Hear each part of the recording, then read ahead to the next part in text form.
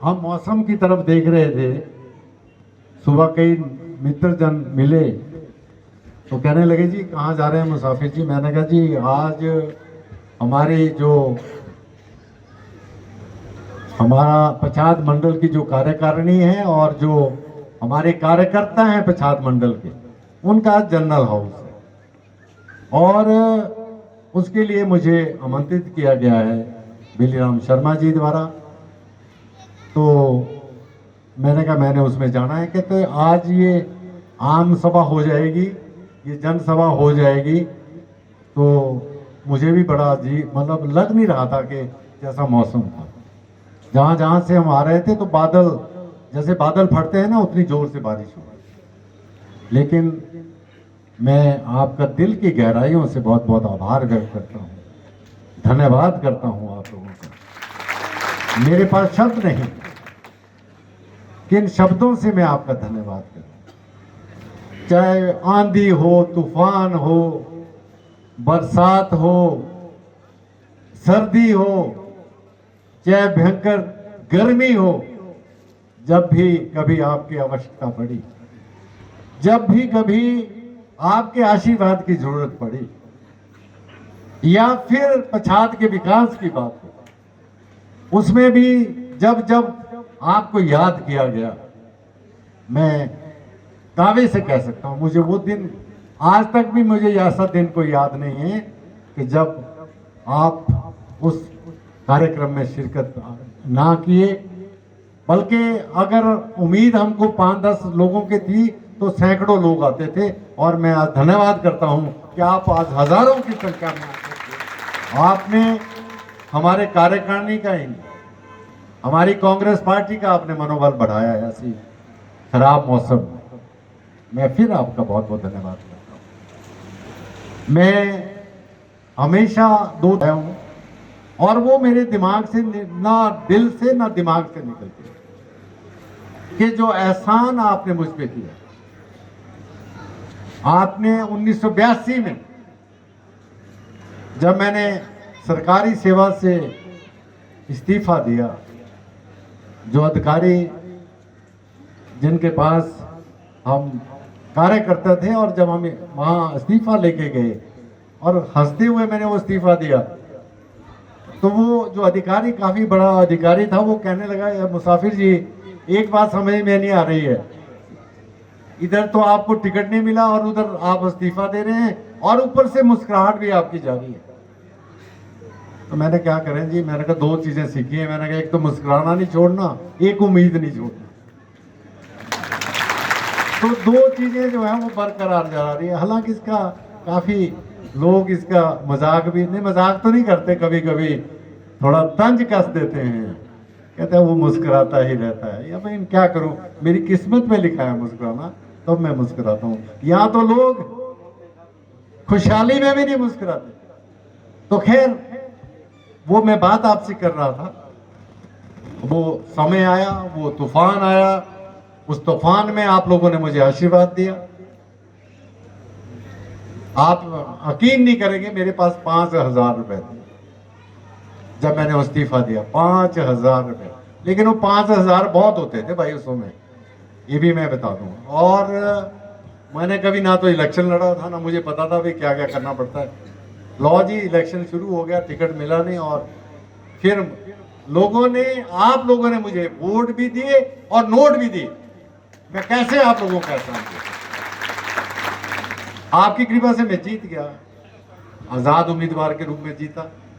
6 हम आजाद जीते, 29 बीजेपी के जीते, 31 कांग्रेस के जीते। आपको याद होगा, मैं अगर झूठ नहीं कर रहा हूं। और फिर वो जैसा चलता है, आजकल तो बहुत ज्यादा ही चलता है, लेकिन उस समय भी लोग आए, उन्होंने मुझको संपर्क में किया।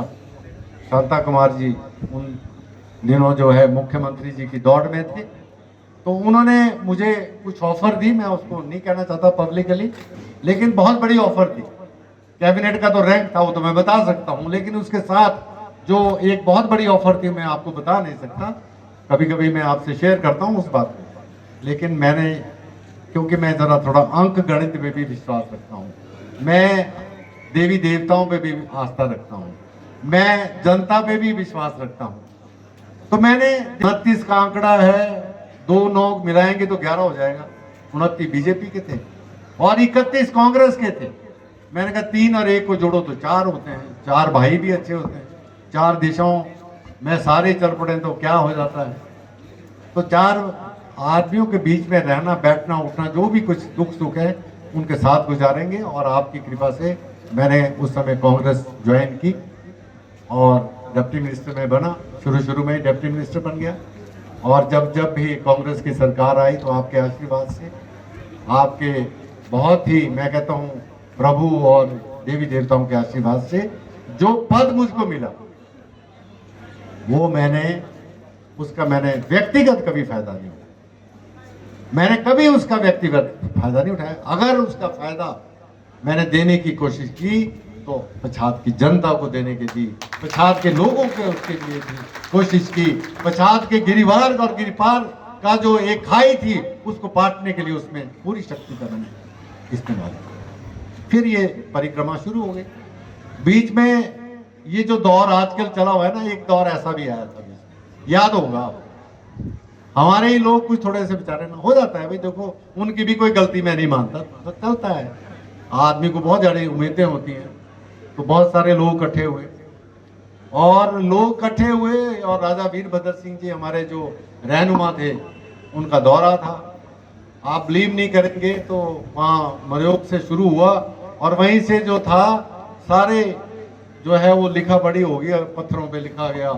मुसाफिर साहब की तो दिल्ली में कोठी है, मुसाफिर साहब की चंडीगढ़ में कोठी है, मुसाफिर साहब की 2 2 मंजिलें बसें जो हैं वो दिल्ली में चलती। और हम इकट्ठे चल रहे थे, राजा साहब पढ़ते थे तो मेरी तरफ देखते थे।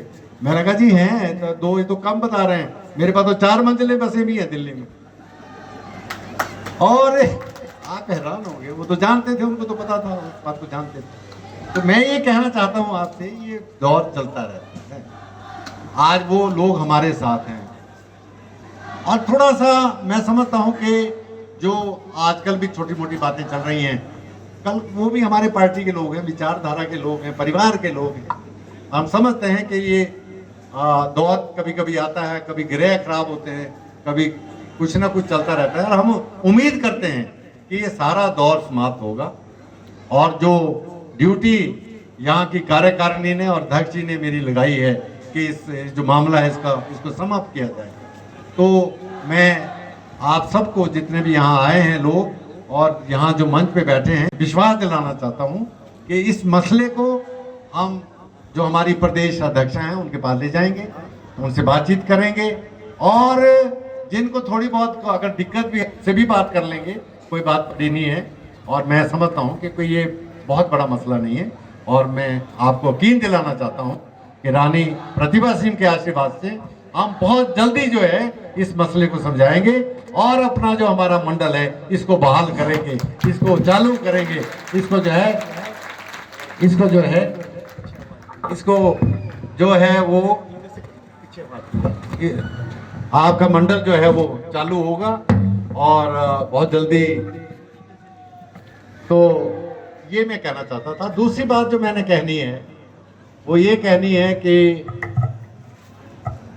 आज 2-3 बातें मुझे करनी है आपसे। सबसे बड़ी बात तो ये है कि आज सबसे बड़ा जो हमारे देश का दुश्मन है, सबसे बड़ा जो हमारे प्रदेश का जो दुश्मन है वो है हमारी भारतीय जनता पार्टी। जिनकी विचारधारा की वजह से, जिनकी गलत नीतियों की वजह से आज देश जो है कंगाल हो गया है, देश का बेड़ा गर्क हो गया है, प्रदेश का जो विकास है वो ठप हो गया है।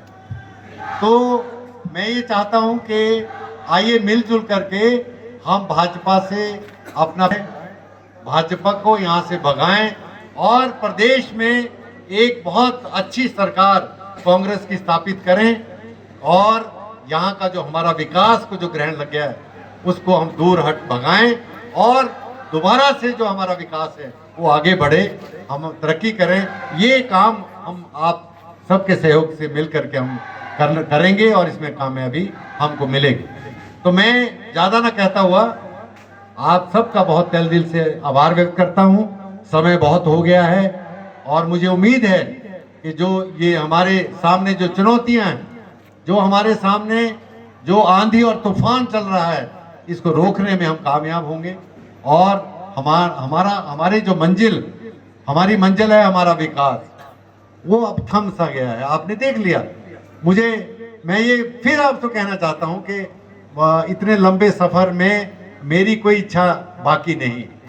अगर मेरी कोई इच्छा बाकी है तो एक तो ये इच्छा है कि मेरे आखिरी सांस तक मैं आपकी सेवा करता रहूं। एक तो मेरी ये इच्छा है। और दूसरी, ये जो कुछ ऐसी ताकतें जिन्होंने पछाद को चारों तरफ से घेर लिया है, जिन्होंने पछाद, जो मैं समझता हूं कि से पड़ गए हैं, वो नहीं चाहते कि पछाद का विकास। उन ताकतों को हमको पहचानना है और उनका मुकाबला करना है। मुझे उम्मीद है कि उन ताकतों का मुकाबला करने में आप सबका आशीर्वाद हमारी पार्टी को, हमारी विचारधारा को, हमारे कार्यकर्ताओं को मिलेगा और हम उस चुनौतियों में हम कामयाबी पाएंगे। हम आने वाले समय में, चाहे वो विधानसभा है और उसके बाद चाहे लोकसभा है, हम सब इकट्ठे होकर के इस चुनौती को स्वीकार करेंगे, लड़ाई लड़ेंगे और हम कामयाबी जो है हासिल करेंगे आपके आशीर्वाद से, आपके सहयोग से।